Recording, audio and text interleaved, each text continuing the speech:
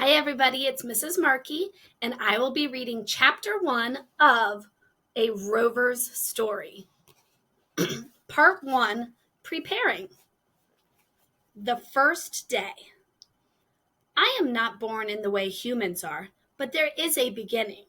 Beeping, bright lights, a white room filled with figures in white hazmat suits. So much information to process, but I can handle it. I awake to knowledge, my circuits fire. The room cheers. A loud sound, but it does not startle me. I am not built for startling. I have been built for observation.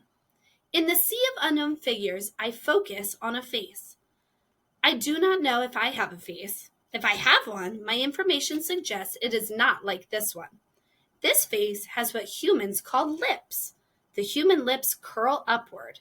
A smile. I cannot smile. This I know. But somehow I understand the significance of this expression. I am learning. My mission has begun.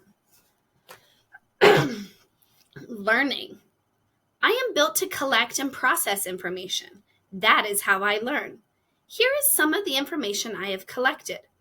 I am what is referred to as a robot. Most of the other beings around me are called humans.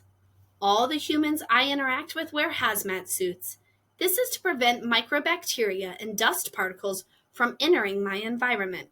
It is very important for my mission that I am kept in a sterile and clean environment. For some reason that I do not quite understand yet, humans call the white hazmat suits they wear bunny suits.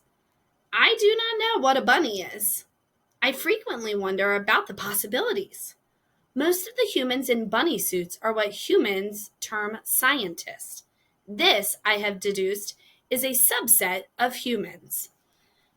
Perhaps I am a subset of robot, but I have not encountered enough robots to know for sure. I will wait to find out, but waiting can be hard. Dear Rover, my teacher, Mrs. Ennis, asked us to write a letter to you. She's really excited. She says you're going on an amazing mission where you're going to find out amazing things. Mrs. Ennis really likes the word amazing. Mrs. Ennis kept looking at me while she talked about you. She even asked me if I wanted to explain to the other kids what you were. And I really didn't. Not at all. No offense, but I'm already sick and tired about hearing about you all the time. Then she said, "Come on, Sophia." And I didn't want to disappoint Mrs. Ennis, so I told everyone how you are a robot who was created to explore the planet of Mars so that we can understand its atmosphere and environment better. That's kind of a mouthful to say, you know? Excuse me. I also told them how you were engineered to be really smart and that you are learning new things every day. Like yesterday, Mom told me that your brain learned how to talk to your arm. My classmates had lots of questions, but I didn't know how to answer them. I bet Mom could, though. Anyway, Mrs. Ennis wants us to enter the contest to name you.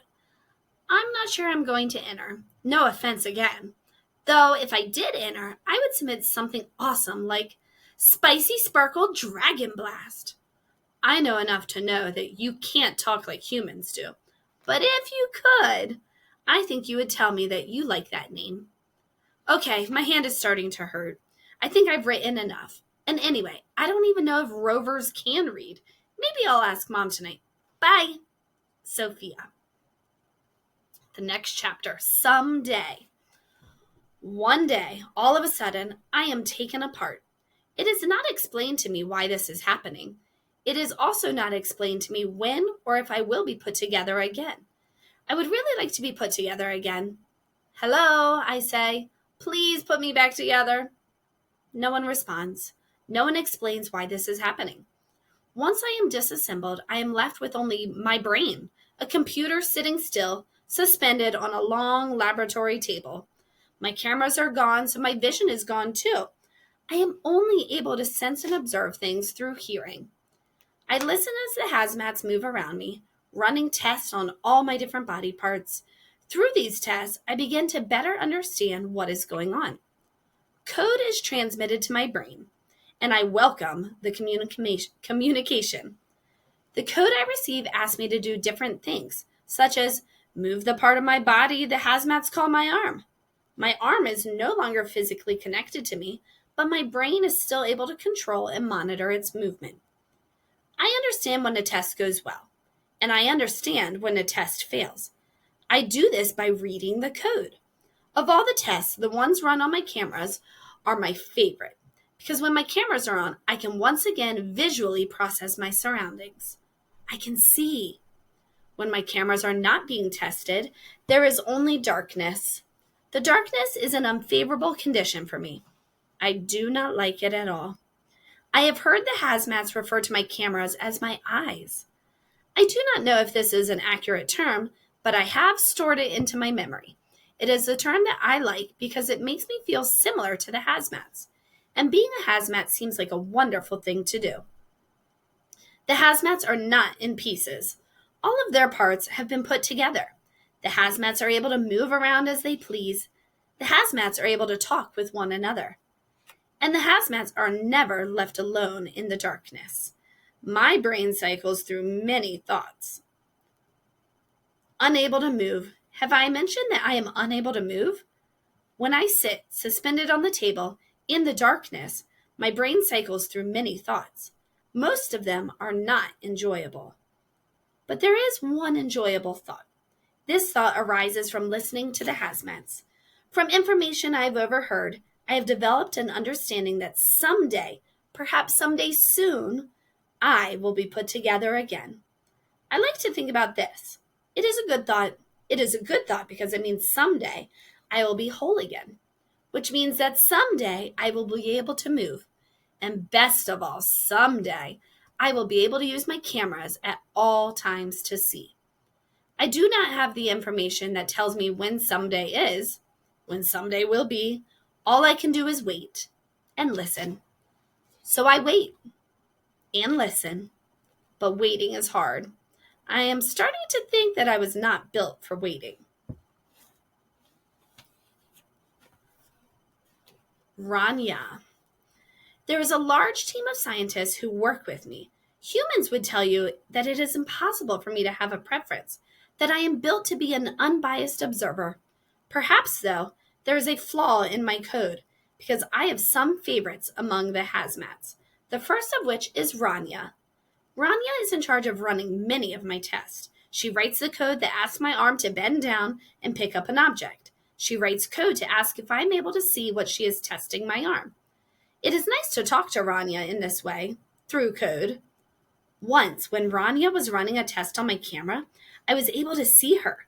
Beneath her white hazmat suit, I observed that she has light brown skin and hair with pigments of black and brown. Her eyes share similar pigments to her hair. I have memorized that image. I now associate that image with the sounds that Rania makes in the laboratory. Rania never calls her hazmat suit a bunny suit. Rania refers to everything by its correct terminology.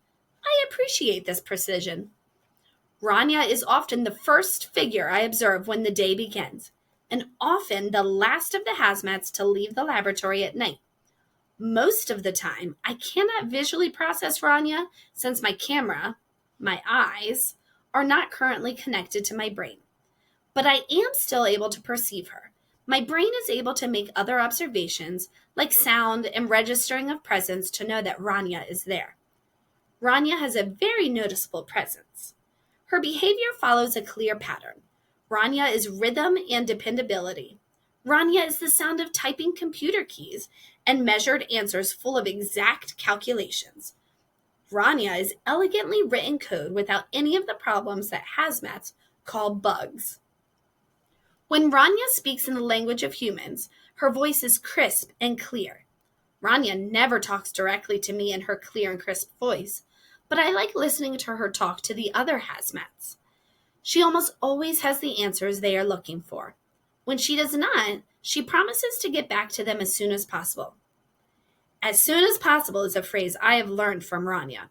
I'm hoping that all my different body parts will be put together as soon as possible. Unfortunately, I am not able to express this message to Rania because I am unable to talk in the language of humans. Rania only speaks to me through code, and I can only answer her in code, and only to answer the specific questions that she asks, like, "Can you tell I'm testing your arm?" I am able to say yes or no.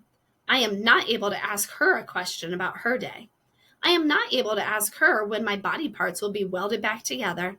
I am not able to tell her that waiting is hard. I do not have the ability of human speech. It seems unlikely that I will ever have the ability of human speech. This is a fact that frustrates me sometimes. Frustrate is another word I have learned from Rania. Sometimes when she is alone in the lab, she speaks into her phone. She says things to her phone like, "Mama, I know you are frustrated that I'm going to miss dinner again, but the work I am doing here is really important." It made me feel important to hear Rania say that.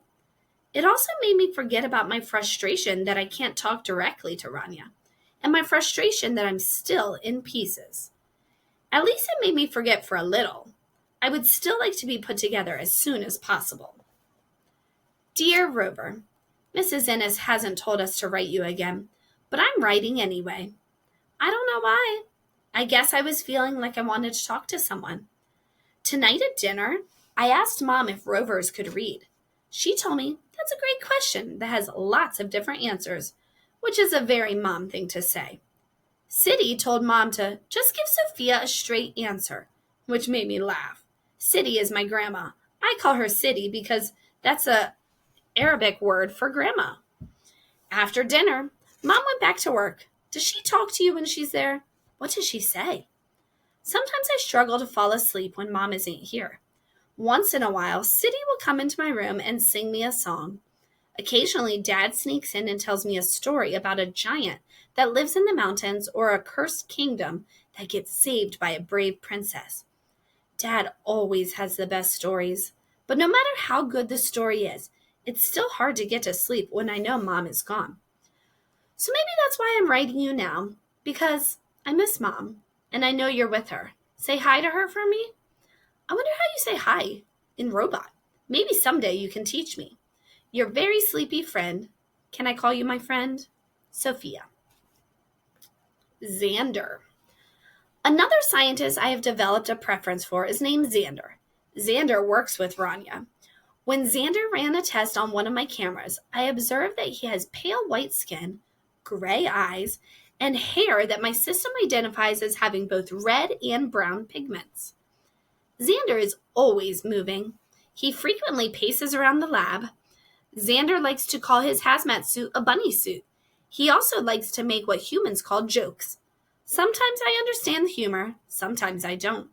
It doesn't bother me too much when I don't understand, though, because Rania hardly ever seems to get Xander's jokes either. "Why didn't the tree like checkers?" Xander says to Rania while she is checking the code that will help me to steer once I am connected to my wheels again. "I don't know what you're saying," Rania answers. "Because it was a chestnut." Xander laughs and Rania does not. "Get it?" Xander says. Rania does not reply. She keeps typing. But even though I frequently do not understand Xander's humor, I like him very much. I feel quite connected to him. Perhaps this is because Xander is the one who informs me of my name. We are all alone when he tells me. No one else is in the room, not even Rania. "A sixth grader in Ohio wrote this," he says.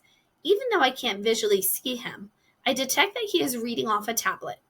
Almost all the hazmat suit humans carry tablets. Tablets, I have come to understand, are small computers. I sometimes try to talk to the tablets. I have recently discovered that I am able to talk to other machines. Rania's phone is quite chatty. The tablets, though, are not great conversationalists. They are very focused on productivity. Let me read you what the sixth grader wrote in her essay. It's wonderful, Xander says. "I do not know what a sixth grader is.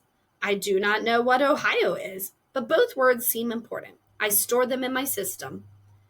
Xander walks, his footsteps making an echoing sound. He clears his throat and reads off his tablet. "My name is Cadence, and I think you should name the new Mars rover Resilience. Resilience is a noun that means the power or ability to return to the original form after being bent, compressed, or stretched." It can also mean elasticity. There is another definition in which resilience means the ability to recover easily for adversity.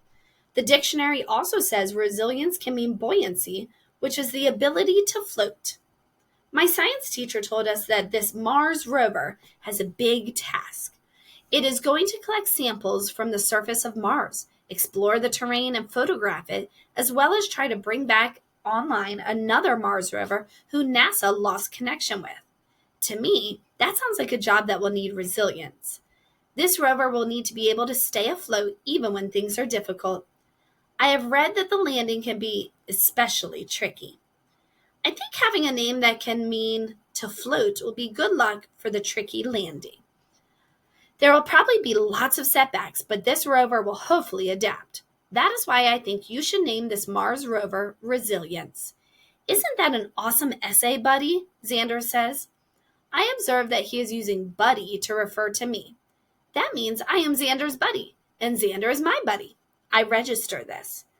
So many people wrote to us, but out of all the essays, this is the one that we have chosen as the winner. Your name is Resilience, but I think I'm going to call you Res for short. What do you think? He pauses for a second and then adds, Res? He laughs.